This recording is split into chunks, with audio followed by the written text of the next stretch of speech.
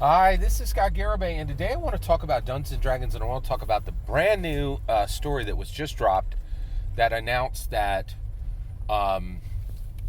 Dungeons and Dragons books would no longer be distributed through Penguin Random House distribution model, and would be continued and that the distribution for Dungeons and Dragons books would go through Hasbro going forward. So, and also that Dungeons and Dragons would retain the publishing relationship it has with Penguin Random House, and that specifically that relationship is publishing books that do not contain rules, but do contain Dungeons and Dragons content. Good examples of those are, if you haven't read them, they are amazing. There are these lore books of Dungeons and Dragons. It's like they represent the PHB, the DMG, the Monster Manual, but with zero stat blocks or any type of rules action, and they're really for elementary age kids or junior high kids to oh, hey, I like monsters. Oh, it would be cool to know about how fantasy maps are made. And the thing is that's really astounding is Dungeons and Dragons has so much lore that is attractive to people who don't play the game. There's a lot of, just dragon fans and sword and sorcery fans who haven't reached the point where they can process the incredibly complex rule set of Dungeons and Dragons. Also, the cookbook comes through Random House, right? So let me explain. So there's been a lot of bad takes on this. The OSR and the indies run out and oh, Dungeons and Dragons is screwing up again. They should have kept this relationship. And the reality is, they're like, hey, Dungeons and Dragons, why don't you do anything like us small? Why don't you do anything like the small presses? Why don't you copy these OSR and indie models that sell 1/100th of what, or 1/300th of what you sell? Why don't you copy us? And Dungeons and Dragons is we can't pretend we're you, right? And the OSR and the indie the media outlets that ally with the OSR and the indies are they don't understand what's happening. They're like, hey, write a good book, publish the book, and then people play the book, and you win. No. This is not correct, right?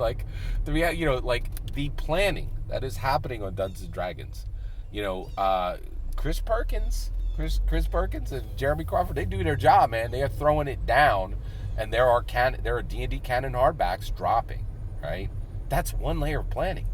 There's somebody who's like, hey, is the where are we at on the Dungeons and Dragons blockbuster with Chris Pine and Michelle Rodriguez and Sophia Lillis and a bunch of other Hollywood stars? Where are we at with the multi-$100 million video game? Where are we at with do we have 10 new Funko Pop guys coming out? Where are we at with the Lego deal? Where are we at with with Magic the Gathering, right? We just put Wild Veldrain into Magic, right? We're continuing to mix those worlds. Is Warhammer in Dungeons and Dragons yet? When do we get Space Marines in a D&D canon hardback?